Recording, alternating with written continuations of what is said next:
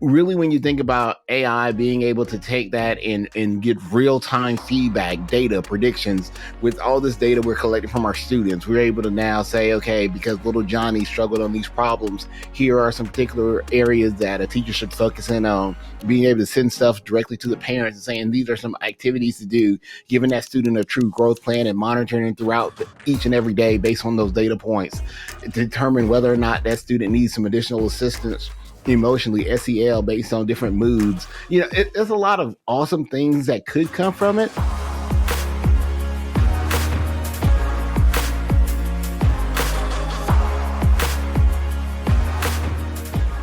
Welcome, everybody, to a special edition of the Undisrupted Podcast. This is the EdTech Fantasy Football Edition. Adam and I are decked out in our fantasy football jerseys. Actually, our favorite jerseys. Who are you representing today, Adam? Representing the best football team in the entire world, the Indianapolis Colts, and also the greatest quarterback to ever lace them up, number 18, Peyton Manning. You see the size of that man's head? There's no way anyone can say that he's not the smartest quarterback ever. He's definitely got the biggest head. I'm representing my own jersey with my own name on it, but it is the Philadelphia Eagles. Go Eagles, EAGLES. Who won the Super Bowl in 2018? When did the Colts win? It was a few years before that. It was like 2014. It wasn't too bad. It was 2013, something like that. At least neither of us wearing Cowboys. Oh, sorry for all my Cowboys friends out there, because that was before many of our listeners were born. Okay, so it is fantasy football season. It's fantasy football draft time. In fact, this episode's going out right when we're doing our own fantasy football draft. In fact, Adam and I are part of the same league. But we're not going to talk about football necessarily, because this is an educational podcast, but we have a little flavor to it, so we thought we'd mix it up a little bit. So our opening debate before we get into our draft, Adam, who is the GOAT of education, the greatest educator of all time? Ooh, the greatest educator of all time. See, there's so many directions to go with this. I can say my mama, my daddy, they were the greatest teacher of all time because they taught me how to be the man I am today. But that would be the easy out. For those religious people out there, we're taking like Jesus and God and Buddha. We're taking out all religious deities and people. Religion, yeah. Yes, those are off the table right there. I would have to say the greatest educator of all time. Gosh. You know what?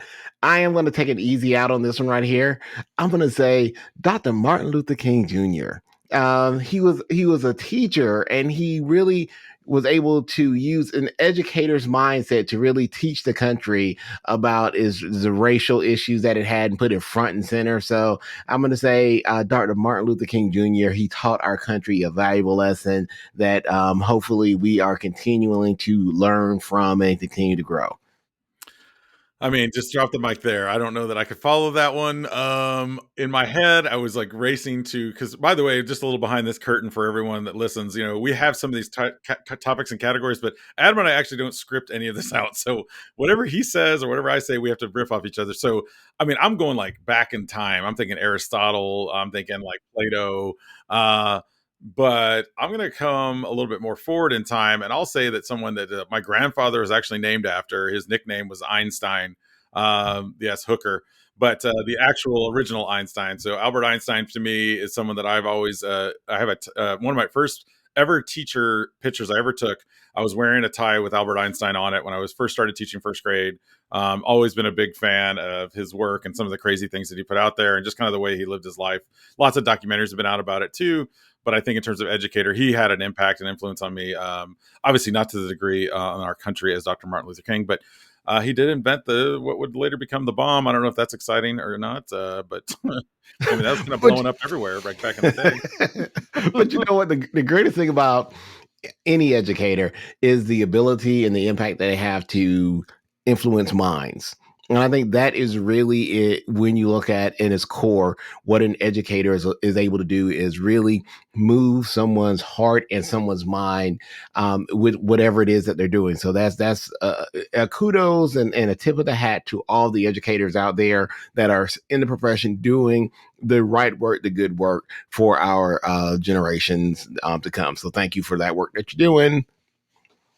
Absolutely. You can have impact on one person, on many people. For me, it comes back to those years later when that student comes back up to you and says something to you. And that to me always, I'll run into him here. I've been in Austin for now 20, almost 30 years. And my first graders are now in their mid 20s walking around town, and I'll run into them at different places, like even at my bar, which is really awkward when you see what in your mind is a 6-year-old who's now 26 years old talking to you and going like, why are you're not allowed in here? And he's like, I'm 26. I'm like, oh, I'm so old. He's like, I'm 26, make it a double. Yeah. I was like, yes, this one's on me. Now, Yeah. you're talking about really great educators, but I actually saw a post that you and your wife made on social media recently about your daughter's teacher and something that she said to the class. And so, since we're just talking about great educators, you mind sharing that story? Ashley Carden, if you're out there, I know you're not on social media and you're a fairly new teacher. She's only in her third year teaching as my daughter's fourth grade teacher. We had what, unfortunately, I think a lot of schools are experiencing now, which are these active shooter drills. And it's just part of the modern 21st century of education now is that we're dealing with this and in every state across our country. And so what brought my wife and I to tears was when my daughter came home last week and said to me, and said to her and said, hey, we had an active shooter drill. I wanted, immediately she came and she told us exactly what they did, how they went through it. And then she said, and our teacher said to us, she said, if anyone gets in here, I will protect you. I will be your shield. You are my family. And if you're under my care, I love you just like you're one of my own. And I will protect you like one of my own.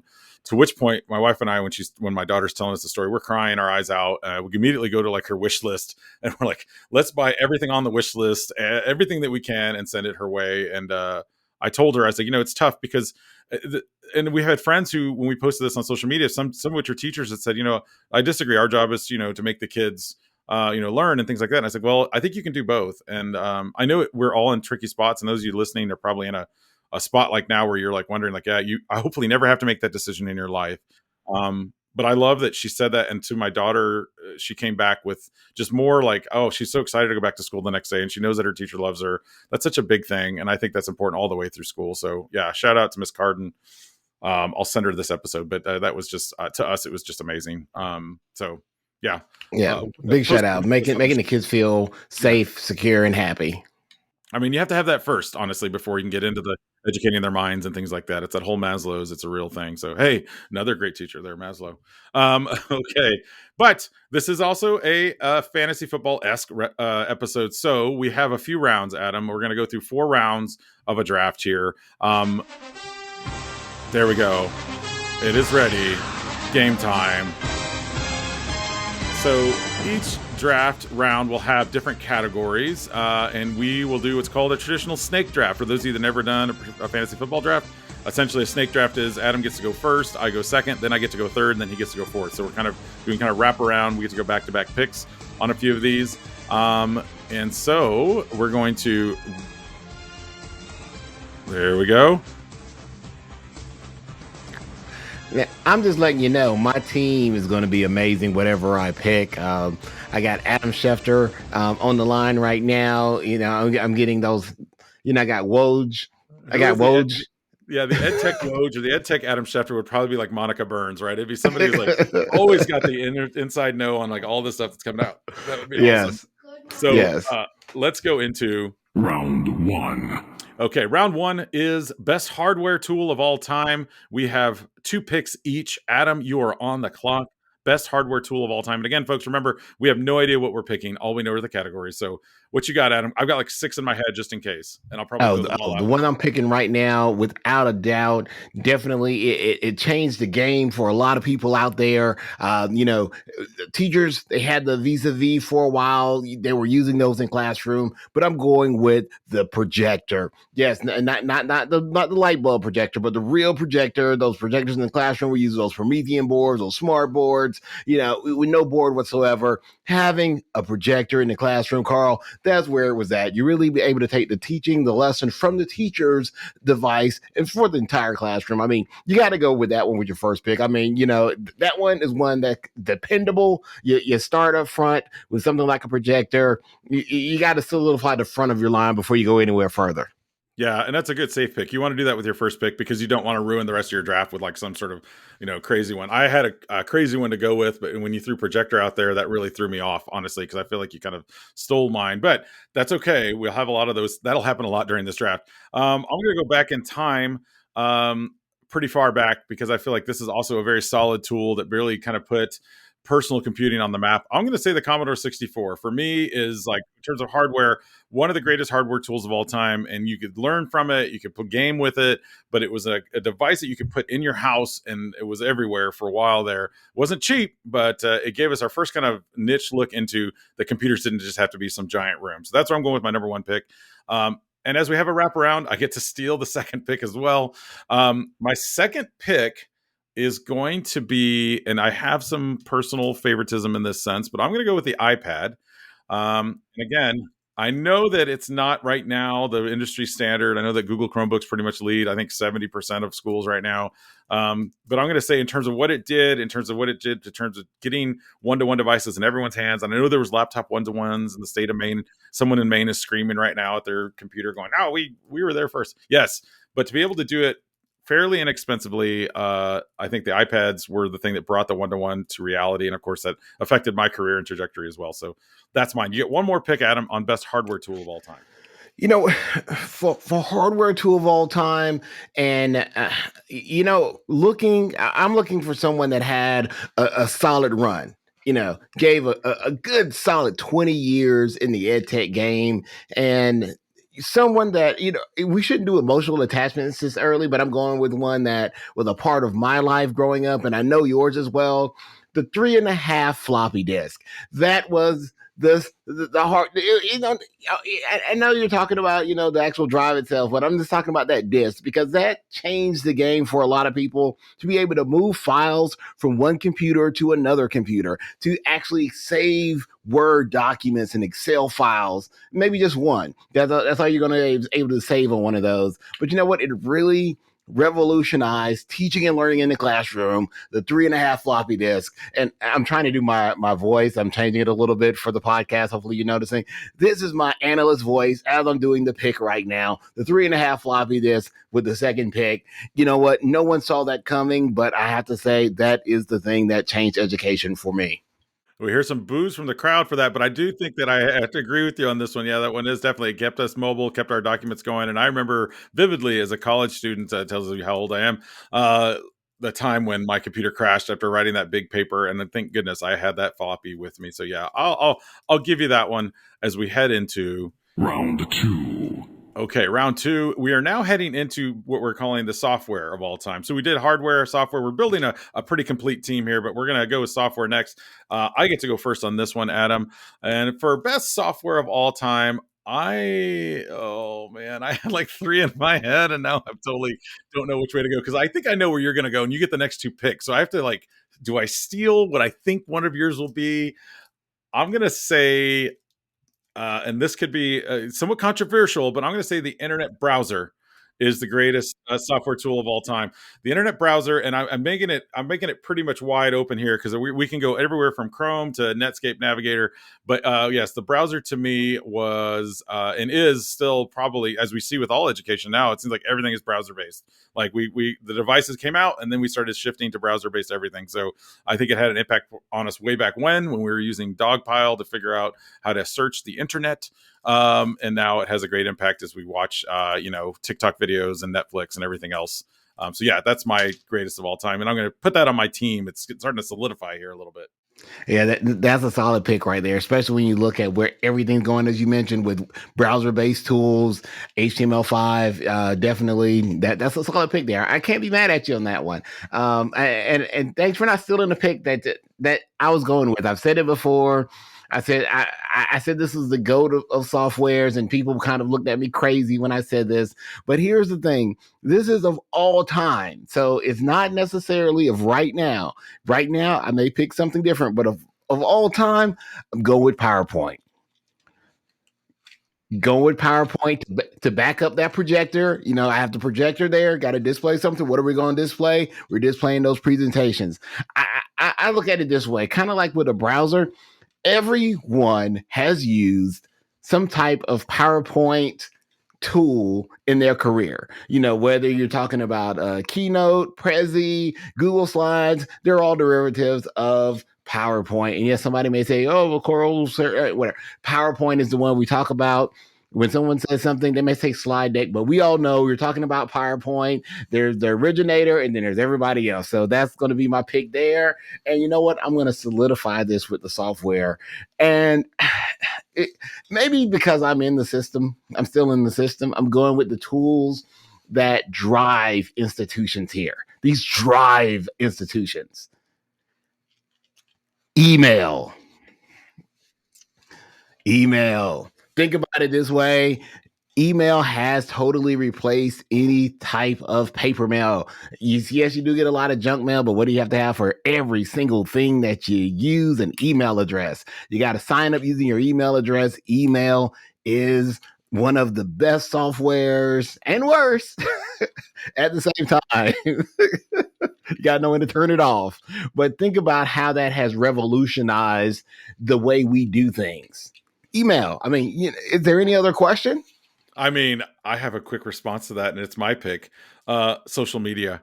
So social media also has had quite the effect on it. So I'm piggybacking a little bit on you here, and I'm not going to name a particular site because, as you were talking about, like, you have to have an email for everything. I don't know how much longer that's going to be the case. So this is a little bit future leaning, but yeah, same thing. Disruptive, necessary evil. But it's a great player to have on my team because I feel like it gets me connected quickly. I have lots of different avenues of which I can go. And social media can be such a broad topic. I mean, what we're doing right now technically is somewhat social media with this podcast because people can reply, put comments. They don't usually, but they could if they wanted to. And we might even read them on a future show. So yeah, I'll put on my analyst hat. See, I like that pick there with social media. You have the diversity of that pick. You can put social media anywhere you want to, line social media up anywhere, and can get the job done. So great pick there, Hooker, with social media. All right, we're heading into the second half, the back half of our draft. That's right. And now it's about to get serious because we are going to build our team. Dun. Oh, let me turn that off because I think the copyright probably ended right about there. So as we head into Round 3, I want to tell you that we are building a team. So now we're talking people. So we've talked about hardware, we've talked about software, but we're going to build a team to inspire, innovate, and integrate. And I think to make this fair, we'll do it this way. We're going to do we'll do 2 picks each, and then we're going to do a couple of sleeper picks just to make sure it's kind of even and calm there. So Adam, you get to start it first. So again, now we should also say this. Probably let's clarify. Are we talking people that have retired? I mean, like who can I like? Is Sir Ken Robinson like the what would he be, the Johnny U of ed tech? I'm trying to think of like people that are they're no longer in the field. Are we're talking current folks, right? We're talking about current folks.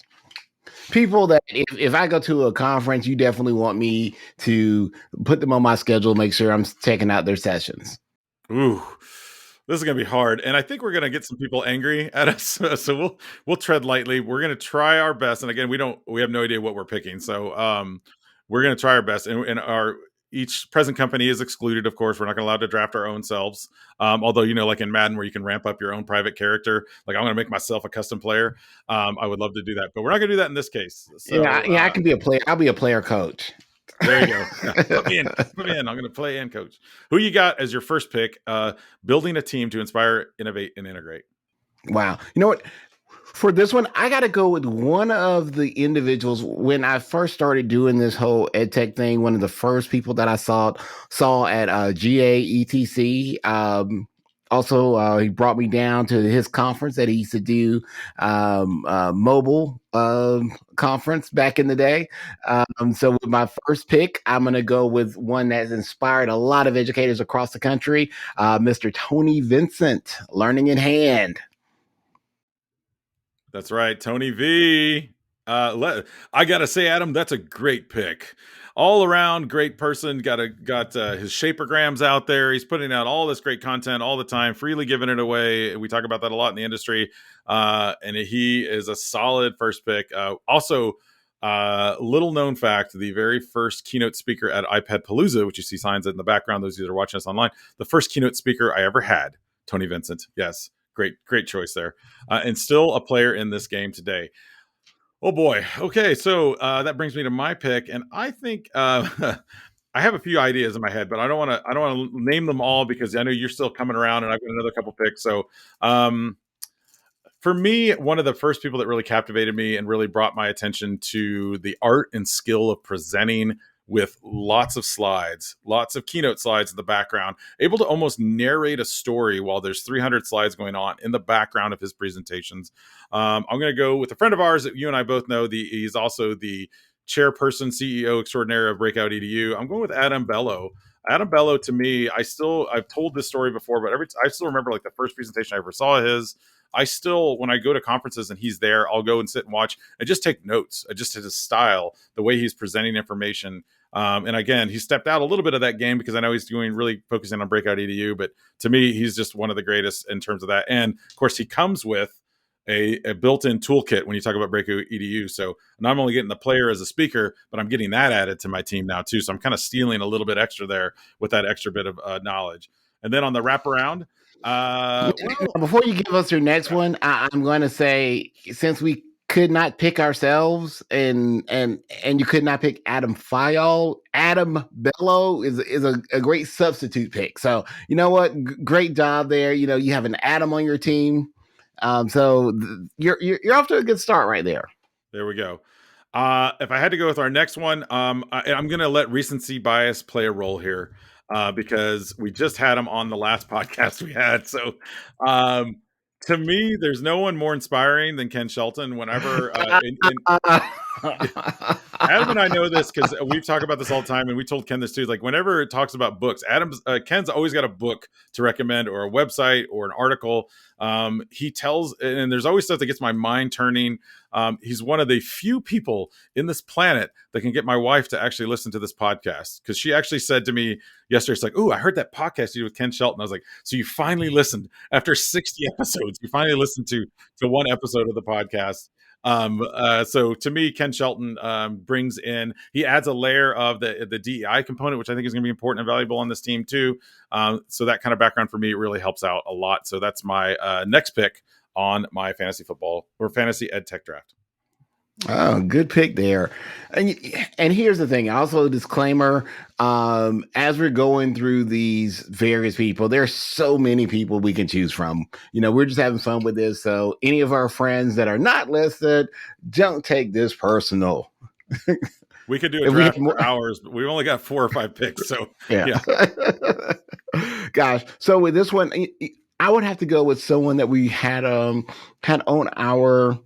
our podcast before, and there's a couple names that are circulating up in my head right now, and as we said earlier, I'm not going to say any names. If I don't pick that person, then it makes it seem like the other person is better than them.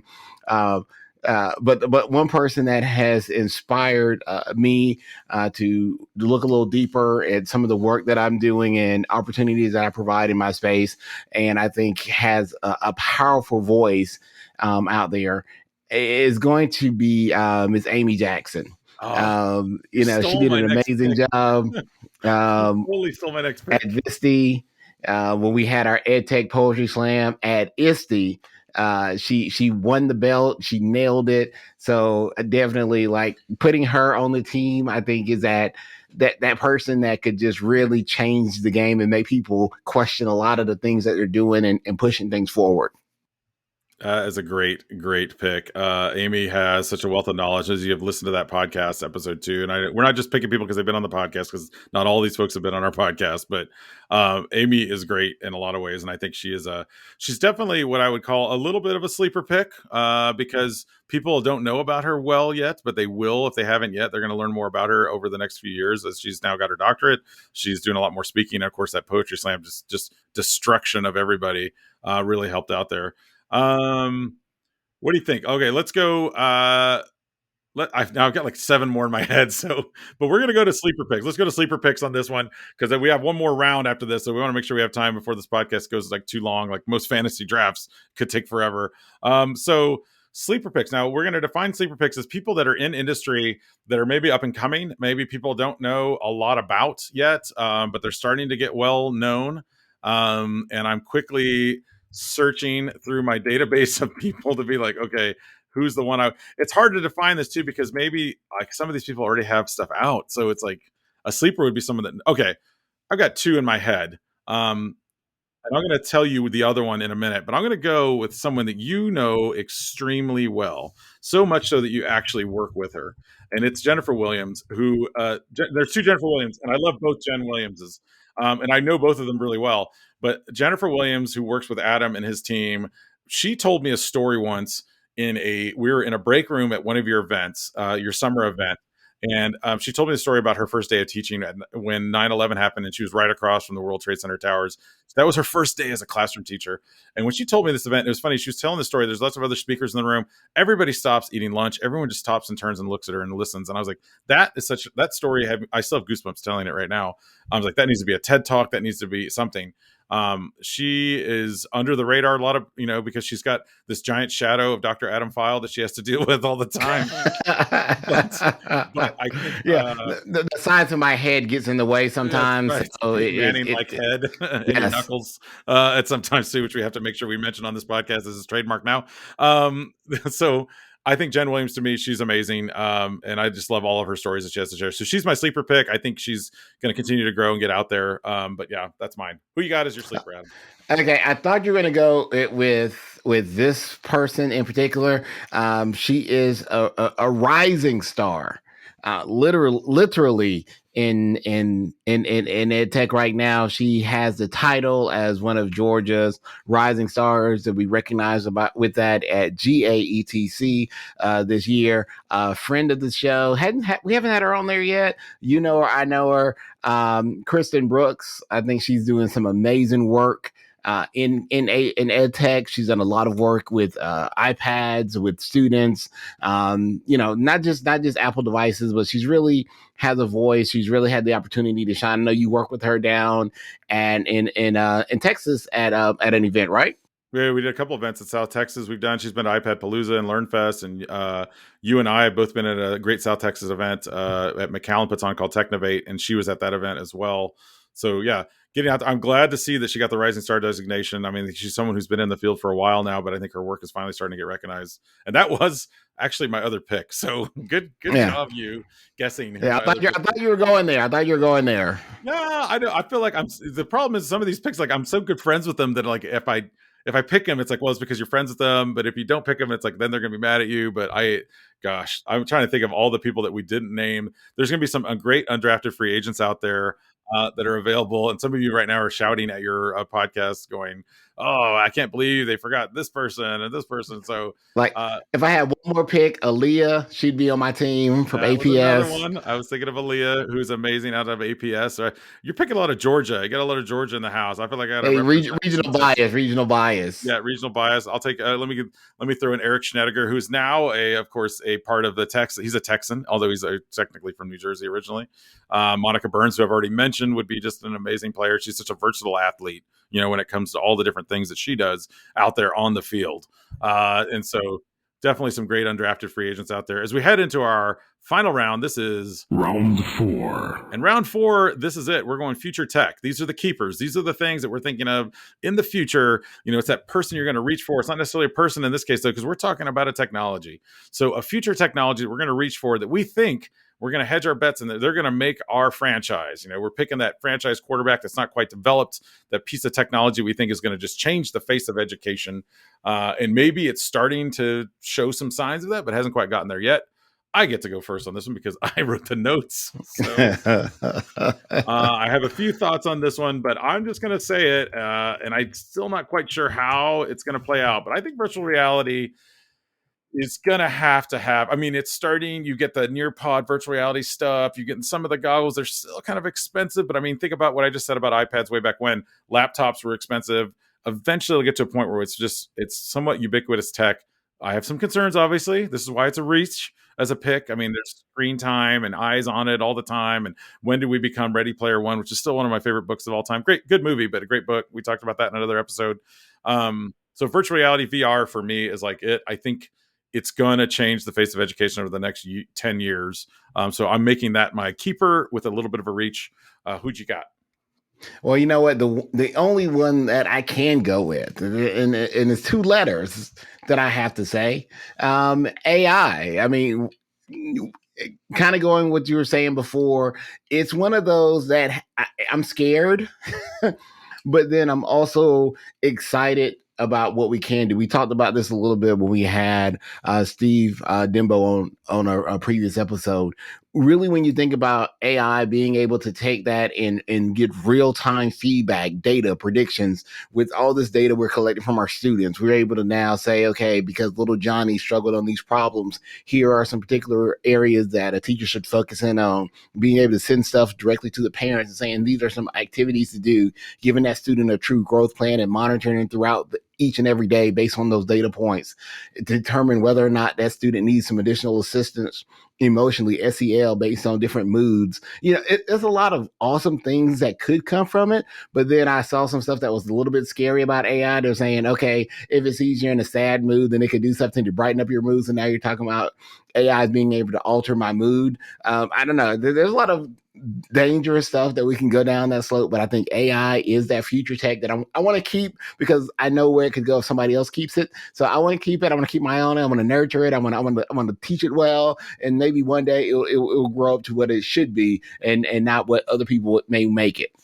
That's a volatile pick. That's one of those, you see the talent. The talent is there and you know it's there, but there's also a little bit of a history there. So you're getting some baggage with this pick. And I like that because, right, with the right environment, with the right nurturing, it could become just an amazing, it could put your franchise on the map for decades to come.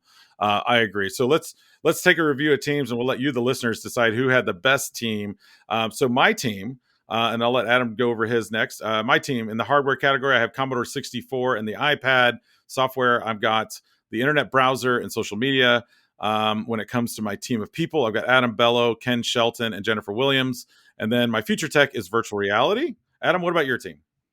All right, so my team, should I say the winning team, starts off with yeah, I mean, that's the only way I can describe it. I mean, when I look at it, I mean, you really just gave it to me with your picks, but, that's neither here nor there. First pick, projector, holding it Jennifer down. Works for you, by the way, so be careful what you're saying. Go ahead. Well, she's like LeBron in Cleveland the first time, just surrounded by, Billy Gibsons and stuff, Yeah.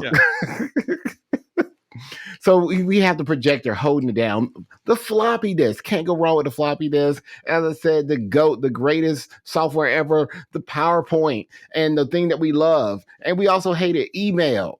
And no one can stop Tony Vincent. He has learning in hand. I have an affinity with hands. Only hands. Only hands, son. Hands. You missed that with the knuckles coming through. Tony Vincent hold it down. And I was going to go with Ken Shelton. You took that one from me, so I'll give you that one. But, I can't go wrong with Miss Amy Jackson. And for my rising star, my sleeper pick, Kristen Brooks. And as I said, the thing that I'm going to keep and nurture is going to be artificial intelligence. AI, baby. We win in this. Dynasty, son. And that wraps up an exciting edition of EdTech Fantasy Draft. You guys have heard our teams. Now we want to hear what you have to say. Who did we miss? Who did we forget? Who did we leave off? What would you put in each of these categories? We'd love to hear back from you. The listeners, feel free to tweet at us and all of that. But as we wrap up the show, guys, I also want to say one other thing. We have one other episode coming up as our season finale, and I want to tell you that there is a special announcement, a very special announcement coming with a very special guest on our season finale, which will be out next week. We want to thank you guys for joining us, and the listeners out there, be sure to subscribe and give us a review and give us some feedback. Where did we miss on this EdTech Fantasy Draft? I mean, I'm sure there's some people out there, some hardware, some software, some future stuff that we're not thinking of. Throw it at us. This has been the Undisrupted Podcast brought to you by Future Ready Schools. He's Adam, and you can follow him at AskAdam3. And he's Carl, and you can follow him at Mr. Hooker. And remember, ladies and gentlemen, boys and girls, we are better together. And we are better undisrupted. Go Colts.